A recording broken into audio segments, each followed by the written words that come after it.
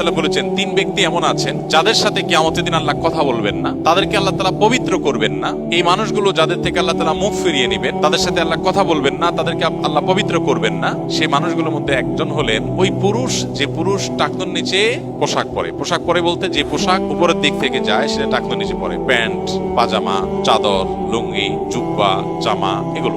মোজা যেটা থাকেই নিচে, নিচ দিক থেকে পরা হয়, ওইটার কথা ভিন্ন। তো এই যে মুসবিল যে ব্যক্তি টাকনুর নিচে প্যান্ট, পাজামা, লুঙ্গি ইত্যাদি পরে, এই ব্যক্তি তার সাথে আল্লাহ কিয়ামতের দিন কথাও বলবেন না এবং তার দিকে আল্লাহ তাকাবেনও না, তাকে আল্লাহ পবিত্রও করবেন না। এই তিনটা ভয়াবহতা এই ব্যক্তির জন্য আছে, যে ব্যক্তি টাকনুর নিচে প্যান্ট, পাজামা, লুঙ্গি পরে। আমাদের দেশে অনেকে আছেন মসজিদে নামাজ পড়তে আসলে তখন প্যান্ট ভাঁজ করে। অনেক মসজিদে মুয়াজ্জিনরা মাইকে বলেনও টাকনুর নিচে যাদের প্যান্ট আছে প্যান্টগুলো উঠায় নেন। নামাজের জন্য এই কথা কেন বলবেন?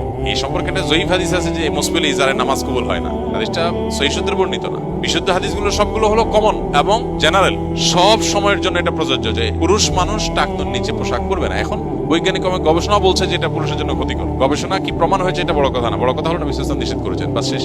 অতএব এই ব্যক্তি, যে ব্যক্তি টাকনুর নিচে প্যান্ট, পাজামা, লুঙ্গি, জুব্বা ইত্যাদি পরে, এই ব্যক্তি থেকে আল্লাহ কিয়ামতের মুখ ফিরিয়ে নেবেন। খুব ভয়াবহ কথা। 2 নম্বর হলেন ওই ব্যক্তি, যে ব্যক্তি কাউকে দান করে খোঁটা দেয়, অথবা যাকে দান করেছেন তাকে নানার কথা দিয়ে কষ্ট দেয়। দান করেছেন, আল্লাহর কাছে আশা করবেন এর বিনিময়। যাকে দান করেছেন তার সাথে আপনার কোনো আলাপ থাকবে না। দান করে খোঁটা দিলেন, কষ্ট দিলেন, খোঁচা মেরে কথা বললেন, এগুলো বললে আপনি আল্লাহ তাআলার দৃষ্টি থেকে সরে যাবেন কিয়ামতের ময়দানে। নাম্বার 3, ওই ব্যবসায়ী, যেই ব্যবসায়ী তার পণ্য বিক্রি করতে গিয়ে মিথ্যা শপথ করে। এখন তো ঘরে ঘরে ভাই আল্লাহর কিরা, এটা কিনা পড়ছে এত, ভাই কিনতেও পারে না এত টাকা দিয়া, না মিথ্যা কথা। তো এই ব্যবসায়ী যে তার পণ্য বিক্রি করার প্রয়োজনে মিথ্যা শপথ করে ক্রেতাদের সাথে, কাস্টমারের সাথে, তার দিকে আল্লাহ তাকাবেনও না, তাকে পবিত্র করবেন না এবং কিয়ামতের দিন আল্লাহ রাব্বুল আলামিন তার সাথে কথাও বলবেন না। আল্লাহ আমাদেরকে